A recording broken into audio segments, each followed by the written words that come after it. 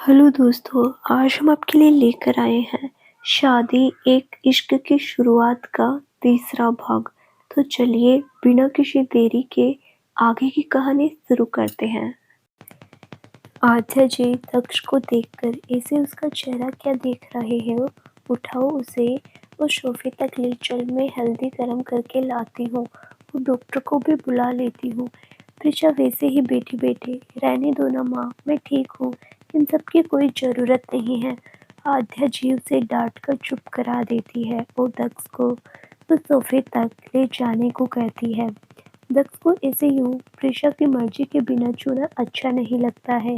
एक दो बार अनजाने में ही टक्कर हो गई थी उनकी, लेकिन अभी हालात कुछ और थे।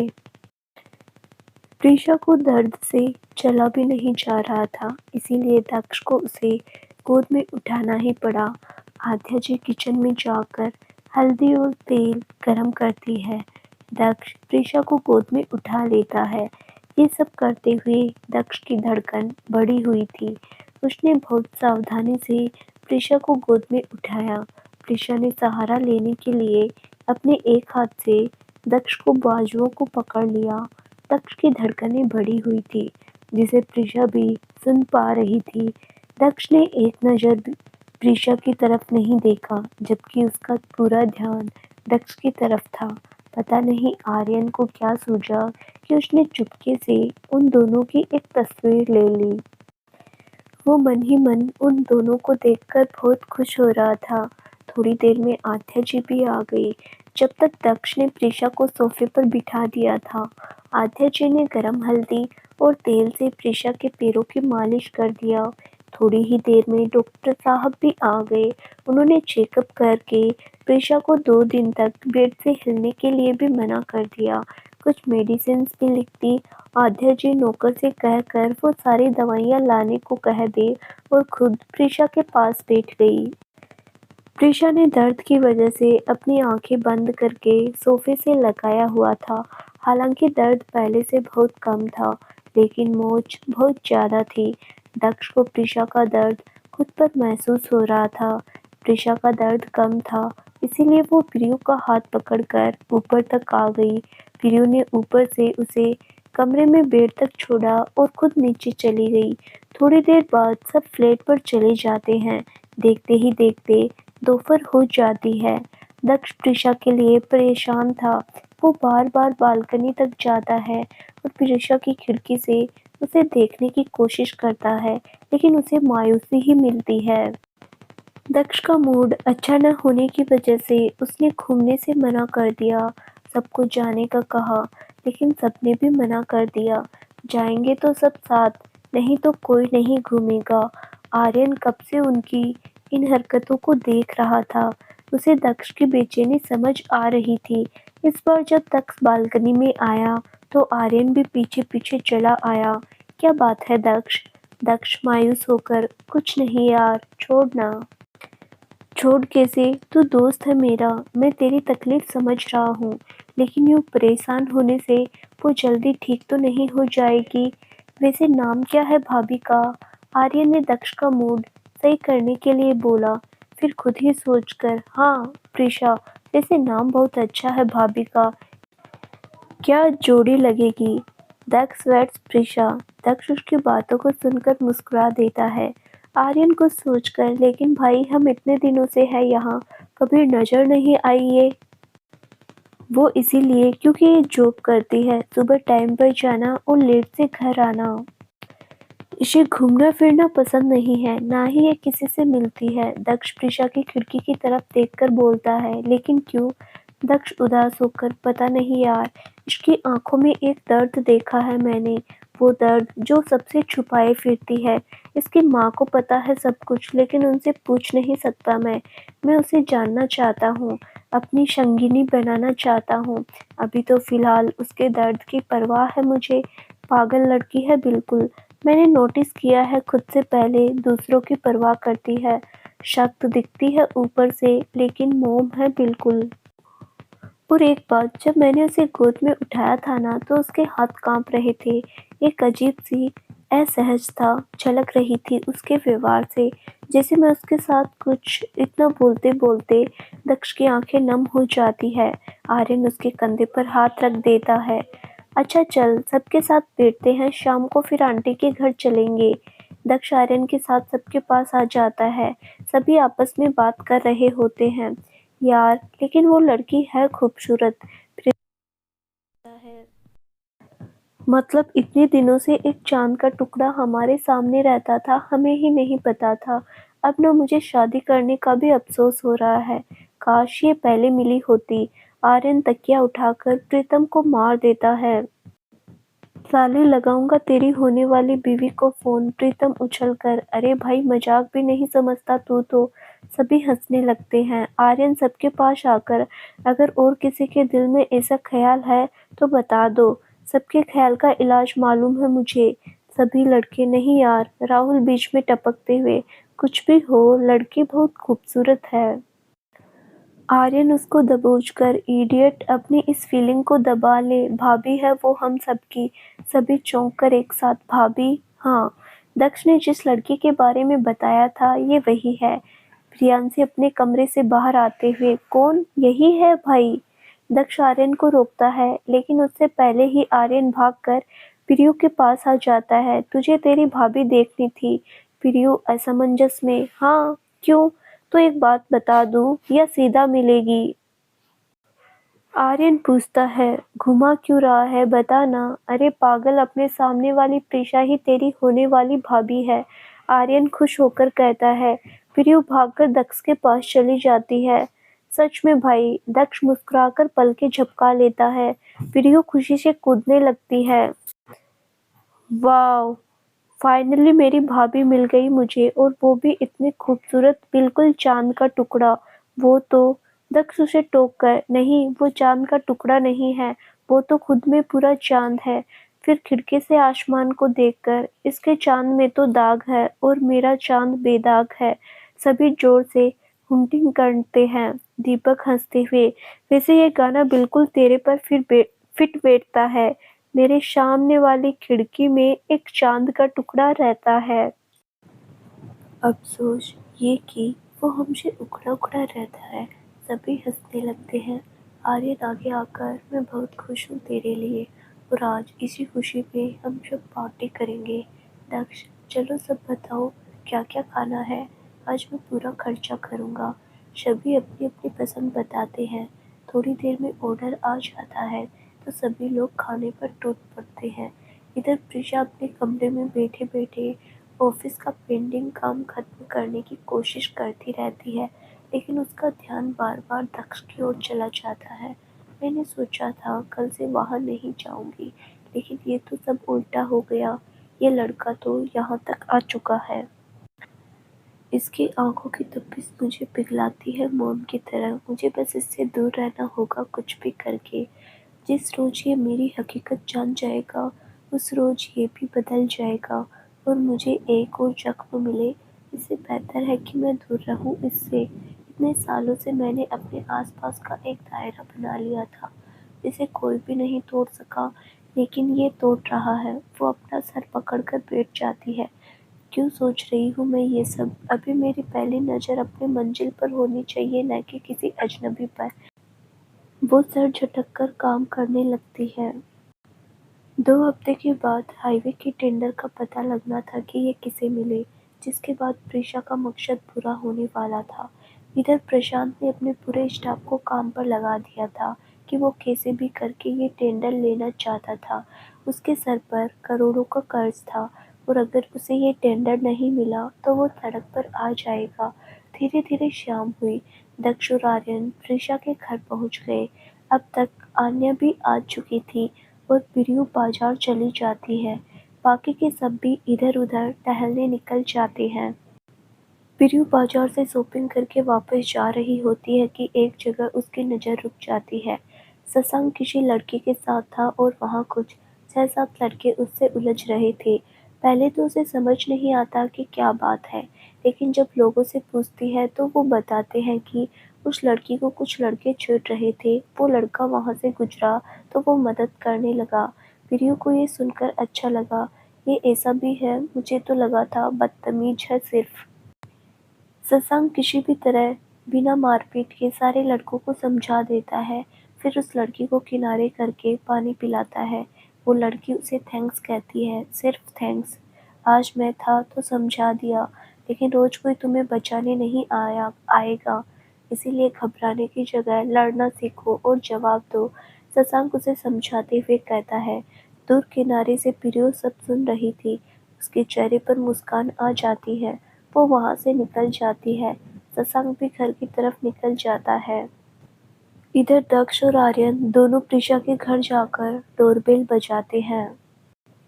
डोर आन्या ही खोलती है। आर्यन उसे देखकर खुशी होती है, लेकिन आन्या उसे देखकर मुंह बना लेती है। आर्यन चिढ़ जाता है। आर्यन उसे इग्नोर करके, दक्ष भाई आप इस वक्त, हाँ क्यों बुरा लगा तुम्हें, दक्ष जवाब देता है। आन्या तुरंत सॉरी बोलती है। ऐसा नहीं है भाई, अच्छा लगा। अच्छा चलिए अंदर चलिए, नहीं तो माँ ने देख लिया तो मुझे ही डांट पड़ेगी। दक्ष और आर्यन अंदर चले जाते हैं। दक्ष आगे बढ़ जाता है, लेकिन आर्यन वहीं रुककर आन्या को आवाज लगाता है। वो अनसुना कर देती है। आर्यन खींच जाता है। वो नकचड़ी, तुम्हें ही आवाज दे रहा हूँ। आन्या गुस्से में, नकचड़ी किसे कहा तुमने, मुझे कहा। तुम्हें यहाँ और कोई देख रहा है नहीं ना, तो तुम्हें ही कह रहा हूँ मैं। अन्य दांत पीसते हुए, तुम लंगूर कहीं के, शक्ल देखो अपनी, लंगूर लगते हो। आर्यन को उसे ऐसे उकसाने में बहुत मजा आता है। तुम खुद क्या हो नकचड़ी, जब देखो तब चिढ़ जाती हो। अन्य उसे अंगुली दिखाकर, अब अगर एक बार और नकचड़ी कहा ना तुमने, तुझे तो देख लूंगी मैं। आर्यन बालों में हाथ फेरकर, देख लो, मैं तो यही हूँ, जितना देखना है देख लो। आन्या मुस्कुराकर, बिल्कुल। आर्यन को समझ पाता तब तक आन्या पास पड़े जग का सारा पानी आर्यन के मुंह पर फेंक देती है। आर्यन हड़बड़ा जाता है। वो मुंह खोले आन्या को देखता रहता है। आन्या वहां से चली जाती है। बेचारा आर्यन, उसे उसकी ही शरारत महंगी पड़ गई। वो ऐसे ही भीगे हुए वापस आ जाता है। ये तो शुक्र है कि फ्लैट पर कोई नहीं था। इधर दक्ष हॉल में बैठा होता है। ऊपर से आध्या जी नीचे आती है। दक्ष इधर उधर की बात करते रहता है, लेकिन समझ नहीं आता कि प्रीशा के बारे में कैसे पूछे। आध्या जी दक्ष को परेशान देखती है। काफी देर तक जो वो कुछ नहीं बोलता, तो आध्या जी खुद ही पूछ लेती है, क्या बात है बेटा, परेशान लग रहे हो, कुछ कहना है क्या। दक्ष हकलाते हुए, नहीं नहीं आंटी, ऐसी कोई बात नहीं है। आध्या जी मुस्कुराकर, बेटा मैं माँ हूँ और बच्चों के चेहरे को देखकर जान लेती हूँ कि वो परेशान है, बता क्या बात है। दक्ष झिझकते हुए, वो दरअसल त्रिशा के बारे में जानना था, कैसी है वो अब। बस इतनी सी बात, तो खुद जाके मिल ले, चल आध्या जी इतना कहकर खड़ी हो जाती है। लेकिन आंटी, लेकिन वेकिन क्या, चल खुद देख ले। वो दक्ष को अपने साथ लेकर प्रीशा के कमरे में चली जाती है। प्रीशा बेड के सिरहाने से टेक लगाकर लैपटॉप पर काम कर रही होती है और डोर खुलने की आहट पाकर सामने देखती है। सामने दक्ष को अपनी माँ के साथ देखकर उसकी आंखों में नाराजगी के भाव आ जाते हैं, पर वो कुछ नहीं कहती है। आद्या जी, प्रीशा, दक्ष तुझसे मिलने आया है। फिर दक्ष की ओर देखकर, तुम दोनों बातें करो, मैं आती हूँ। इतना कहकर वो कमरे में बाहर आ जाती है। फिर मुस्कुराकर ऊपर की ओर देखती है और हाथ जोड़ लेती है। आद्या जी के मन में बहुत कुछ चल रहा था, लेकिन क्या वो सिर्फ वही जानती थी।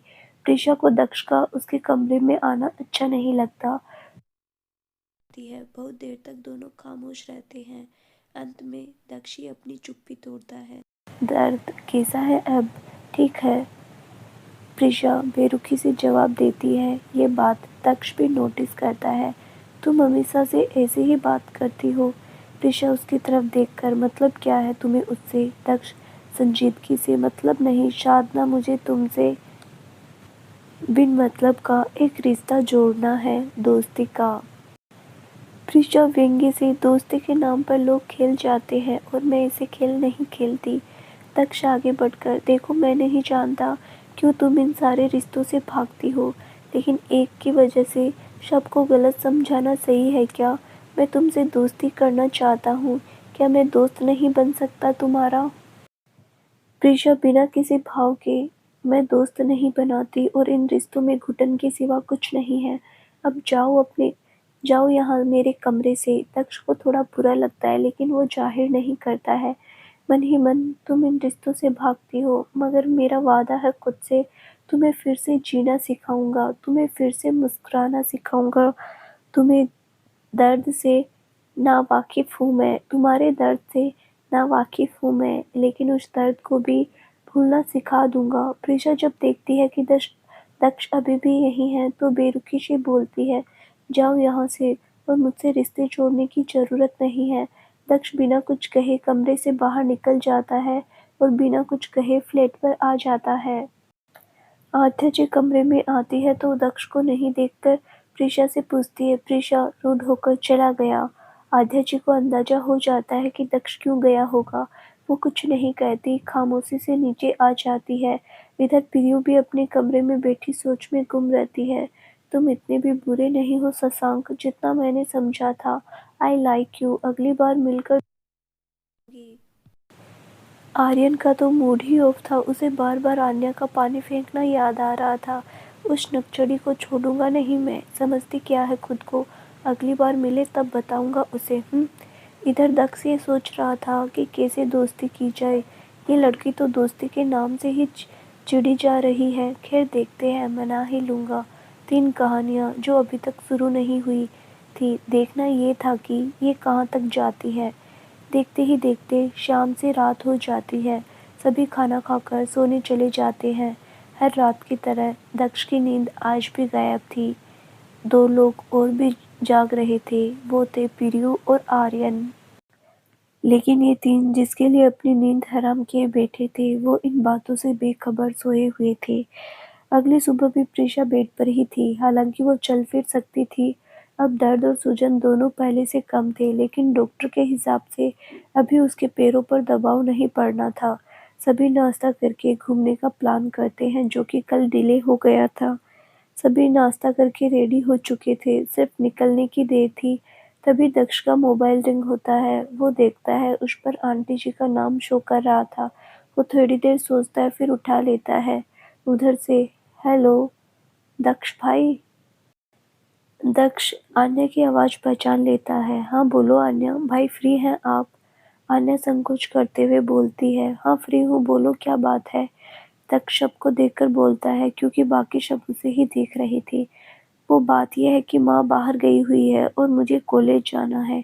क्या आप घर आ सकते हैं जब तक माँ नहीं आ जाती? दक्ष को खुशी होती है कि चलो कुछ टाइम मिल जाएगा, लेकिन फिर प्रीशा का ख्याल आ जाता है कि कहीं उसे बुरा न लग जाए। उसे खामोश पाकर आन्या उदास हो जाती है। कोई बात नहीं, मैं कॉलेज जाना कैंसिल कर देती हूँ, अब दी को अकेले नहीं छोड़ूंगी ना। दक्ष उसे टोकते हुए, नहीं तुम चले जाओ, मैं देख लूँगा उसे, मैं प्रियु को साथ ले आऊँगा जिससे कोई प्रॉब्लम ना हो। थैंक्स भाई, अगर मेरा कॉलेज जाना इम्पोर्टेंट ना होता तो आपको नहीं बोलती। आन्या खुश होकर बोलती है, ठीक है तुम रुको, मैं वहीं आता हूँ, और कॉल कट कर देता है। फिर सबको देखकर, मुझे सामने जाना होगा, वो अकेले है, और प्रियो तू भी मेरे साथ चलेगी। लेकिन भाई मैं क्यों?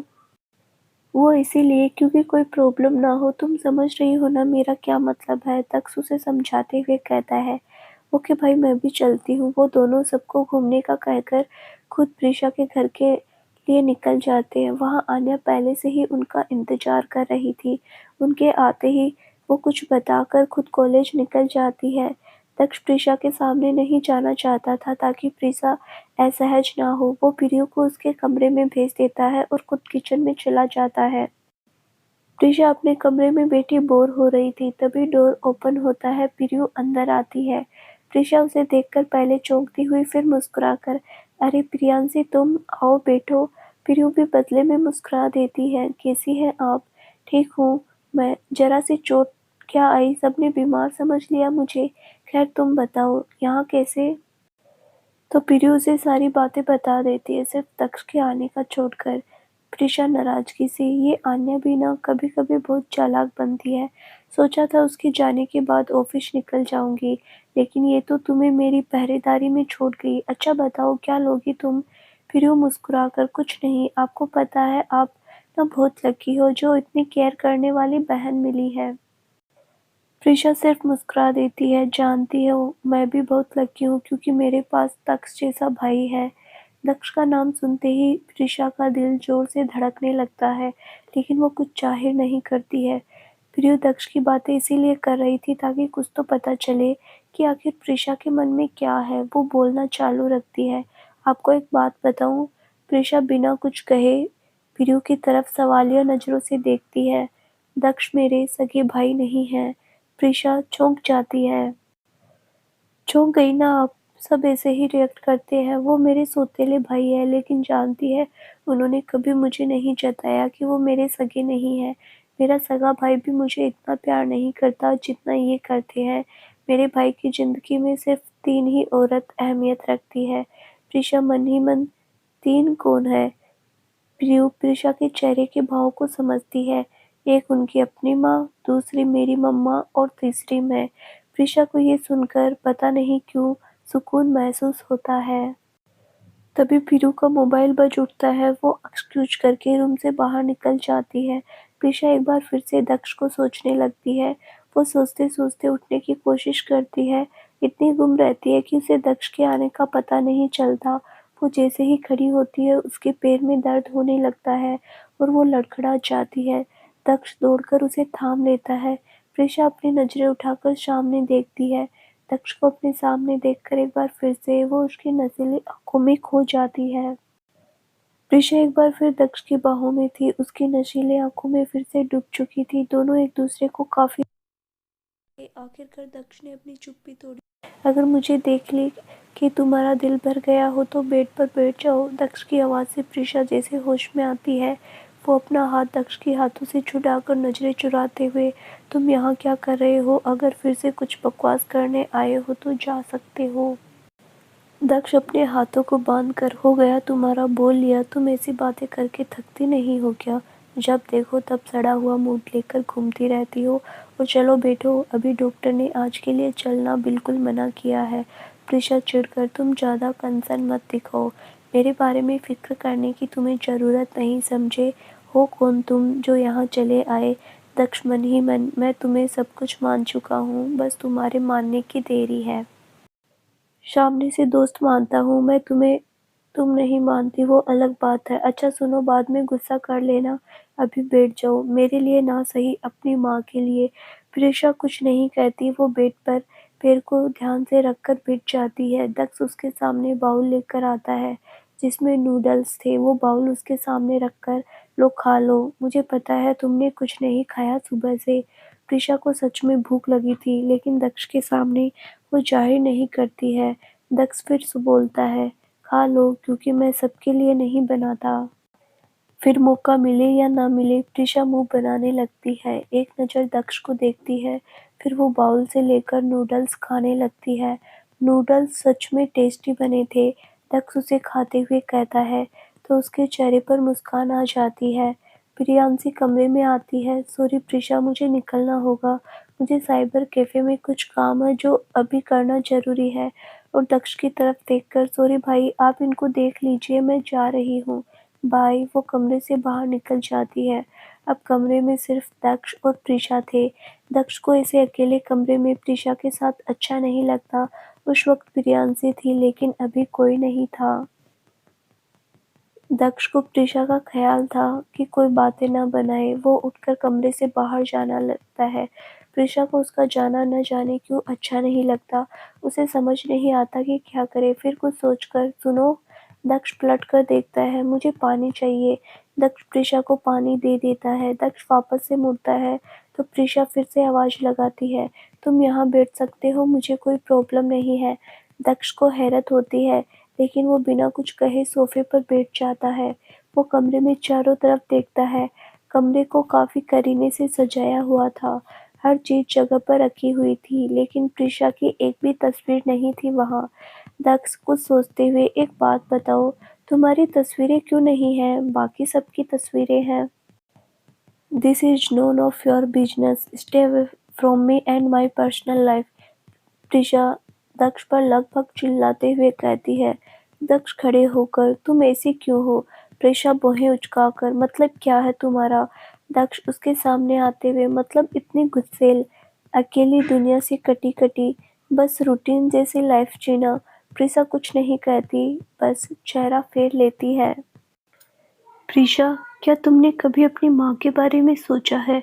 प्रीशा चौंक कर दक्ष को देखती है। दक्ष बोलना कंटिन्यू रखता है। वो तुम्हें ऐसे देखकर कैसे जीती होगी? रोज आंसू का कतरा पीती होगी। मैंने उनकी बातों में तुम्हारे लिए फिक्र और बहुत सारा प्यार देखा है। फिर उसकी आंखों में देखकर कहता है, मैं नहीं जानता कि तुम्हारे साथ क्या हुआ, जानना भी नहीं मुझे, लेकिन एक बार खुद को अपनी माँ के नजरिए से देखो। क्या वो खुश है? वो तुम्हें खुश देखना चाहती है। ज़्यादा ना सही, अपनी माँ को थोड़ी सी खुशी ही दे दो। मैं जानता हूँ मुझे ये सब बोलने का कोई हक नहीं है, लेकिन आंटी ने मुझे बेटा कहा है, और जानती हो उन्होंने ये सब नहीं कहा मुझसे, लेकिन उनकी आंखों में साफ दिखता है कि वो तुम्हारे दर्द से दर्द में है। वो अलग बात है, वो तुम्हें या किसी को नहीं बताती। प्रीशा खामोशी से उसकी बातें सुनती रहती है। तुमने सोचा है पहले तुम्हारे पिता उनका साथ छोड़ गए, लेकिन उनकी बेटी तो साथ होते हुए भी साथ नहीं है। तुम्हें अपने दर्द में इतनी स्वार्थी हो गई कि अपनी माँ का दर्द नहीं दिखाई दिया तुम्हें? ये सुनकर प्रीशा की आंखों में आंसू आ गए। सच्ची तो कह रहा हूँ, ये मुझे अपने आगे कुछ दिखा ही नहीं। मैं इतनी कैसे स्वार्थी हो गई? बदला अपनी जगह है, माँ तो अनमोल थी, मैंने तो उसे ही भुला दिया। दक्ष ने प्रीशा की आंखों में आंसू देखे तो उसे बहुत बुरा लगा। उसने उसे रुला दिया, लेकिन उसे जिंदगी की तरफ वापस लाने के लिए ये सब जरूरी है। वो बिना कुछ कहे कमरे से बाहर निकल गया। उसके जाने के बाद प्रीशा कमरे में अकेली दक्ष की बातों को सोच रही थी। इधर दक्ष की भी आंखों में आंसू थे। वो नीचे आकर हॉल में सोफे पर बैठ गया। कुछ ही देर हुए होंगे उसे बैठे हुए कि आद्या जी आ गई। वो दक्ष को देखकर खुश होती है। अरे बेटा, तुम अकेले यहाँ क्या कर रहे हो और कब से आए हो? तुम रुको, मैं कुछ लाती हूँ। दक्ष उनको देख अपने आंसू धीरे से पोंछता है। उनका हाथ पकड़कर सोफे पर बिठा देता है। आप परेशान मत हुआ करें आंटी, मैं कब से हूँ यहाँ। फिर ये घर मेरे घर जैसा भी तो है, तो आप बाहर से थक गए आई हैं, इसीलिए मैं आपके लिए पानी लेकर आता हूँ। आप बैठिए, मैं लाता हूँ। इतना कहकर वो किचन की तरफ पानी लेने चला जाता है। आद्या जी उसे मुस्कुराते हुए देख रही थी और उनकी मुस्कुराहट बहुत कुछ बता रही थी। शायद उन्हें अपनी बेटी की खुशियाँ नजर आने लगी थी।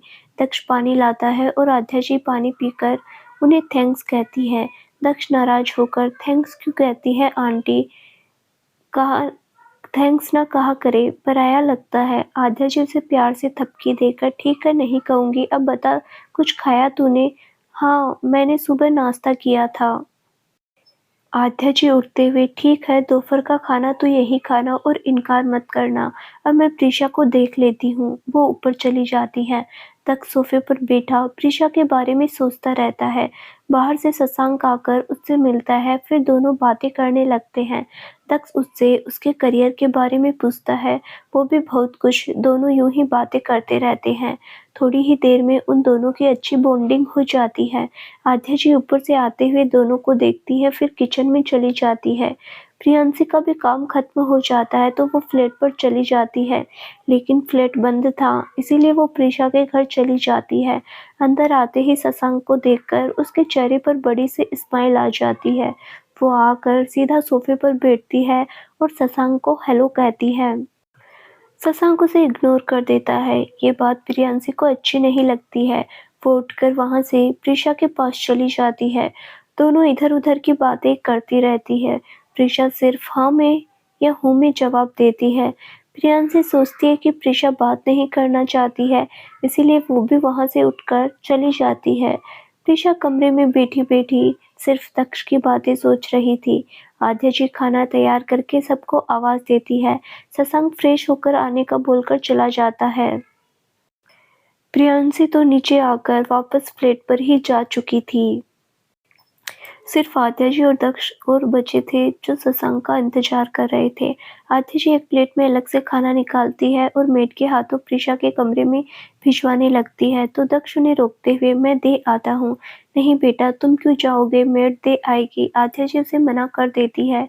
दक्ष को सोचकर आंटी अब तो उनका दर्द बहुत कम है ना, मैं उन्हें नीचे ले आता हूँ, सबके साथ खाएगी तो उन्हें अच्छा लगेगा, वैसे भी कल से कमरे में ही है। आद्या जी वो नहीं आएगी बेटा। दक्ष खड़े होकर अरे आंटी बस देखिए आप, मैं लेकर आता हूँ उन्हें। इतना कहकर वो प्रीशा के कमरे में चला जाता है। प्रीशा आहट पाकर नजरें उठाती है। दक्ष उसके सामने आकर चलो नीचे चलकर खाना खा लो। प्रीशा कुछ नहीं कहती, बस खामोश रहती है। देखो एटीट्यूड बाद में दिखाना, अभी तुम्हारी माँ वेट कर रही है तुम्हारे खाने का। चलो। प्रीशा बिना कुछ बोले बेड से नीचे उतरने लगती है तो दक्ष उसका हाथ पकड़ लेता है। प्रीशा उसे घूरकर देखती है। दक्ष बिना उसे देखे ज्यादा घूरने की जरूरत नहीं है मुझे, अभी भी हल्की सूजन है तुम्हारे पैर में तो पकड़कर चलो, ज्यादा पहलवान बनने की जरूरत नहीं है तुम्हें। एंड बेफिक्र रहो, सिर्फ हाथ ही पकड़ूंगा। प्रीशा बिना कुछ कहे अभी भी उसे देख रही थी।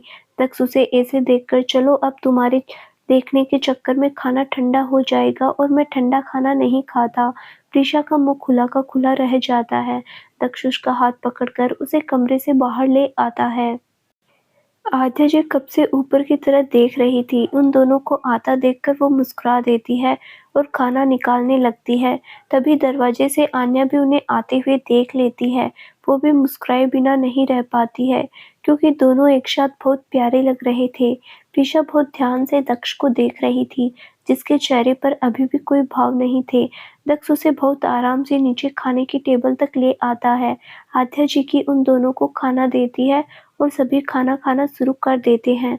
थोड़ी देर में आन्या भी उन्हें ज्वाइन कर लेती है। खाना खाते हुए दक्ष कभी-कभी नजर उठाकर प्रीशा को देख लेता है, वहीं प्रीशा भी कनखियों से उसे देख रही थी।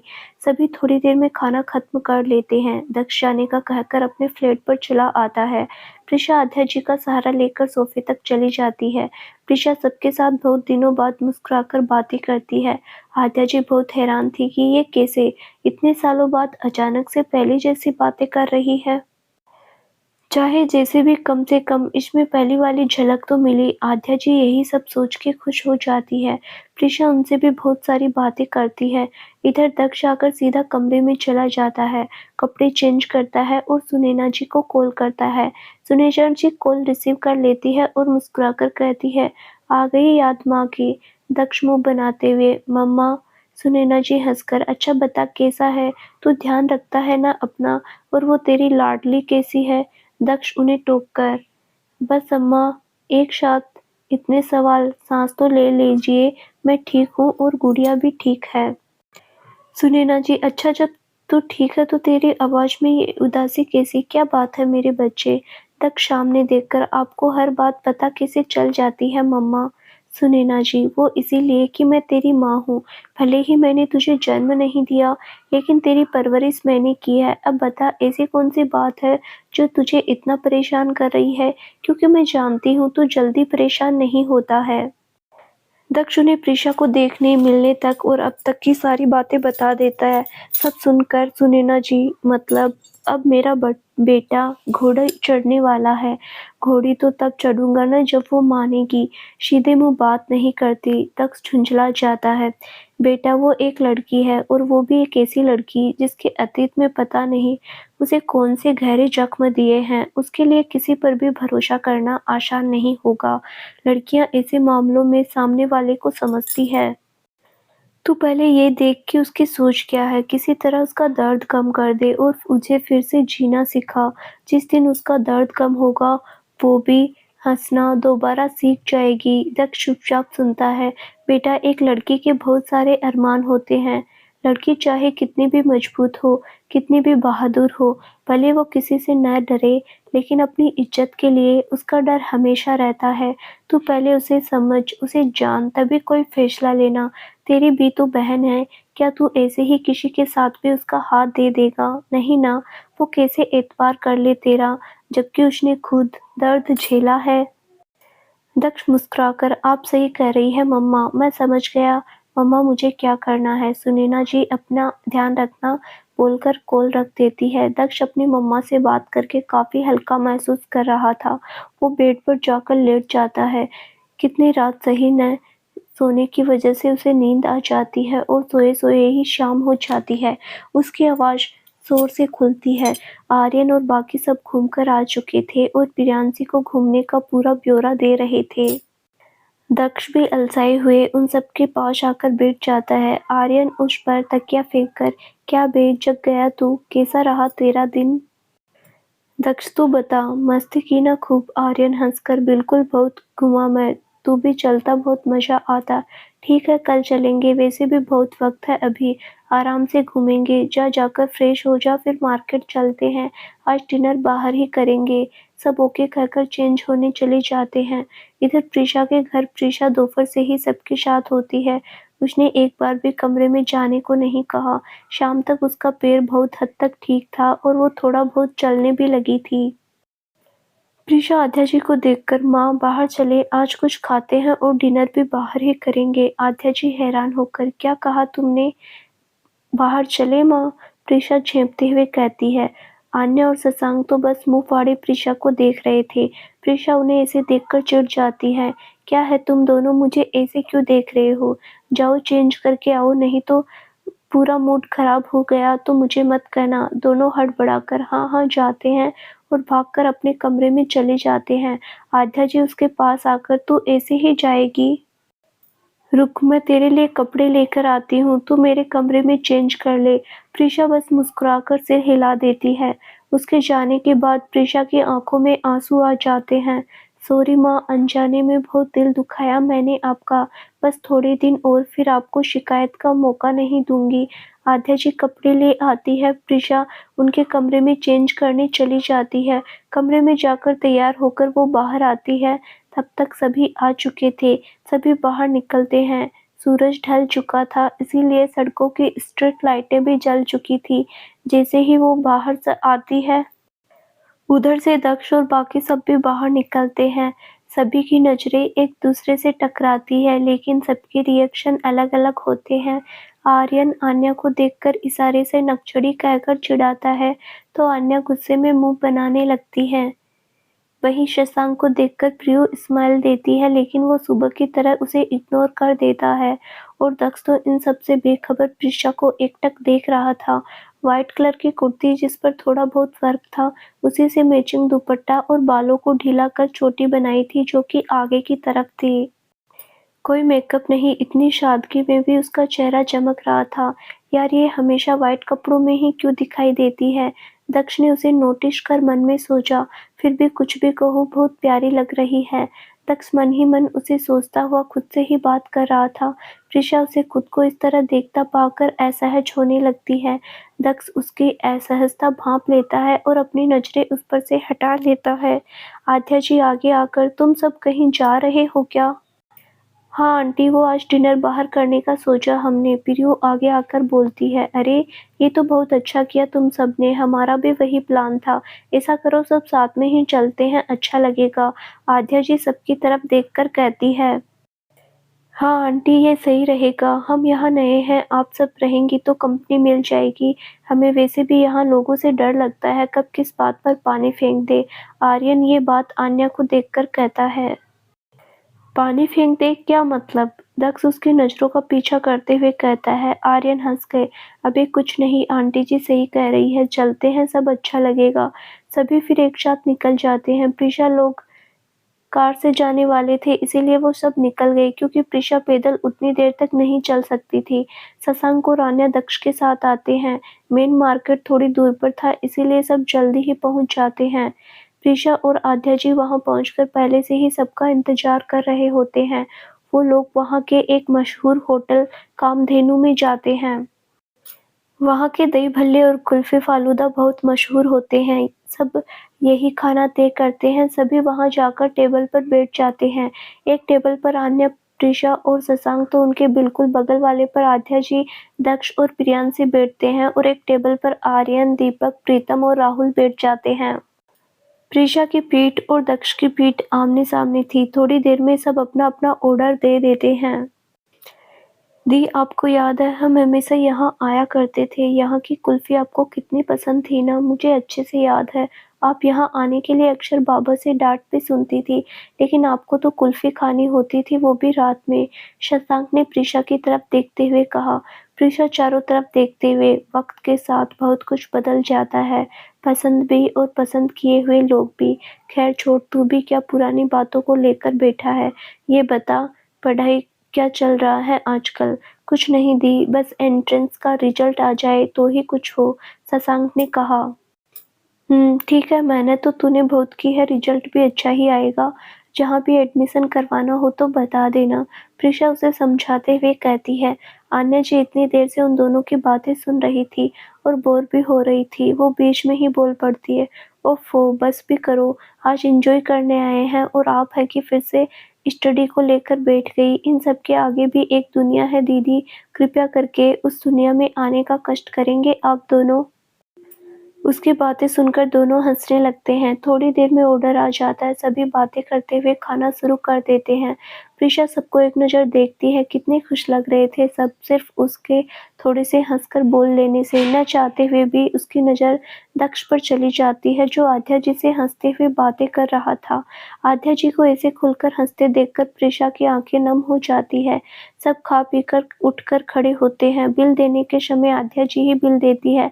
दक्ष इस बात पर नाराज हो जाता है। डिनर के समय खुद बिल देने का बोलकर वो वहां से हटता है। प्रीशा धीरे-धीरे सबसे बातें कर रही थी, सिवाय दक्ष को छोड़कर। सिविल लाइन्स, जो प्रिया का काफी मशहूर और खूबसूरत बाजार था, अंधेरा होने की वजह से स्ट्रीट लाइटें जल चुकी थी। बाजार में रौनक थी, लेकिन हर कोई खुद में व्यस्त, किसी को खुद से ही फुर्सत नहीं थी। कोई काम करके वापस घर जा रहा था तो कोई अपने काम पर जा रहा था। प्रीशा सड़क पर दौड़ते भागते लोगों को देख रही थी। काफी समय बाद प्रीशा ऐसे घूमने लगी थी। ये जगह उसकी जिंदगी में खास थी, यहाँ से उसकी अच्छी और बुरी दोनों यादें जुड़ी थी। वो सब वहाँ से निकलकर चंद्रशेखर आजाद पार्क पहुँचे। पार्क 133 एकड़ में फैला हुआ था। अभी शाम के 7 बजे थे, इसीलिए पार्क खुला था। इस पार्क में आज़ादी की कुछ यादें थी। ये वही जगह थी जहाँ पर चंद्रशेखर आज़ाद ने खुद को गोली मारी थी। रात के समय यहाँ का दृश्य और भी खूबसूरत था। लाइटें जल चुकी थी। उन लाइटों की जगमगाहट में वहाँ की हर चीज़ बेहद खूबसूरत नज़र आ रही थी। उन्होंने टिकट कराया और सभी अंदर चले आए। वहाँ आने के बाद प्रीशा की पुरानी यादें उसकी आंखों के सामने घूमने लगी। उसने अपने आंसुओं को रोका और धीरे-धीरे चलते हुए सबके साथ आगे बढ़ने लगी। दक्ष प्रीशा के चेहरे के बदलते भावों को देख रहा था। प्रीशा ज़्यादा चल नहीं सकी थी, इसीलिए वो पार्क में एक बेंच के पास बैठ गई। बाकी सब पार्क के घूमने लगे। यहाँ आज़ाद की काफ़ी ऊंची स्टैचू थी, जो उनकी याद में यहाँ बनवाई गई थी।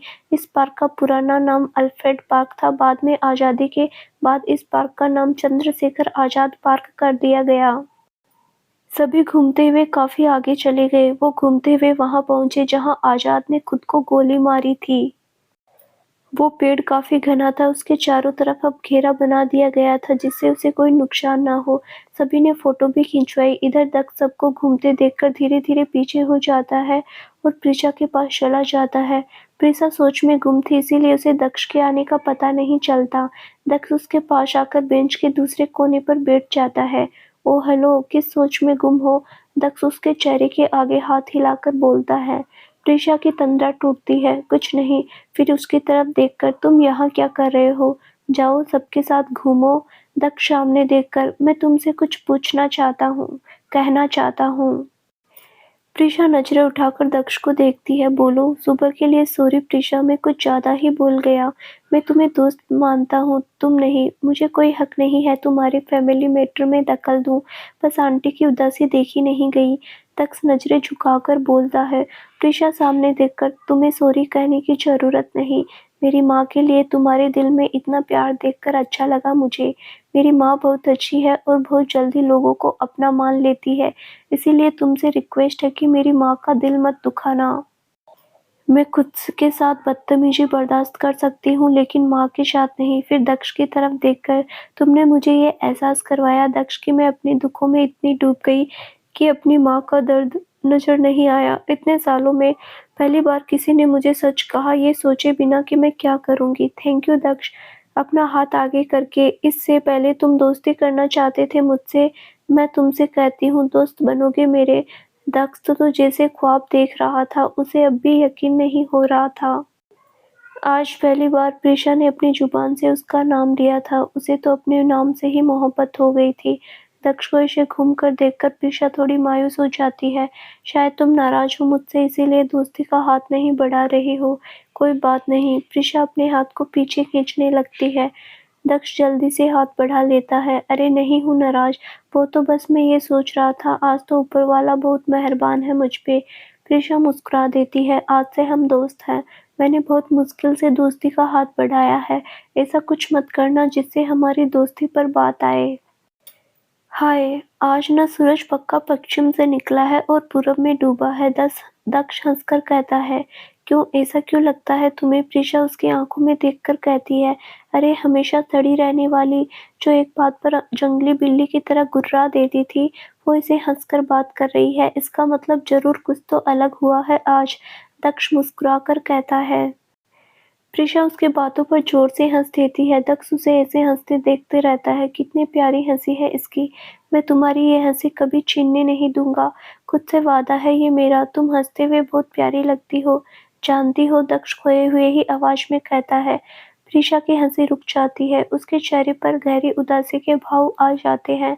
हाँ जानती हूँ, मेरे बाबा की जान बसती थी मेरी मुस्कुराहट में। दक्ष को उसकी उदासी ये अच्छी नहीं लगती, इसलिए वो बात बदल देता है। अच्छा ये बताओ, क्या जॉब करती हो तुम? आंटी बता रही थी तुम्हारे बारे में। उसकी बात सुनकर एक पल के लिए प्रीशा के चेहरे के भाव बदल जाते हैं। उसे समझ नहीं आता कि क्या कहे। तो दोस्तों, अब आगे क्या होगा? क्या दक्ष उसके अतीत के जख्मों को भर पाएगा और क्या उसे फिर से प्यार का एहसास दिला पाएगा? क्या होगा आगे? जानने के लिए इस कहानी का अगला भाग ज़रूर देखें, जो बहुत जल्द ही इस चैनल पर प्रसारित किया जाएगा। धन्यवाद।